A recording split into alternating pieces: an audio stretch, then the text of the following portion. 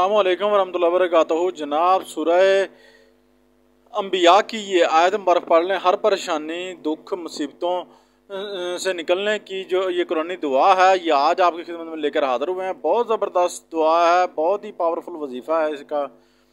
जो बहन भाई इसको लिखना नहीं जानते और जो है पढ़ना नहीं जानते, ठीक है, वो जनाब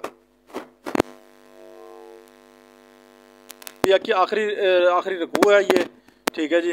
तो इसके नीचे अपना औरत है तो फ़लाँ बिन फ़लाँ लिखे और आगे अपना मसला लिखे, यहाँ जहाँ मेरी उंगली है।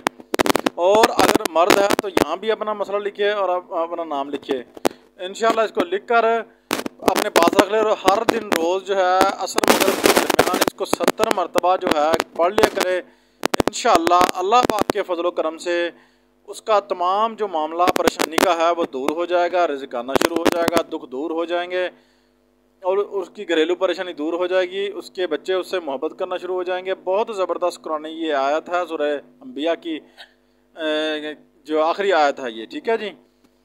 इसी बात से मैं आपसे इजाज़त चाहता हूँ। चैनल को सब्सक्राइब कर लें, शेयर कर लें, लाइक कर लें। आपका बहुत बहुत शुक्रिया, ताकि आपको जो है ना हमारे चैनल पर अच्छे अच्छे वज़ाइफ जो हैं वो आपको मिलते रहें।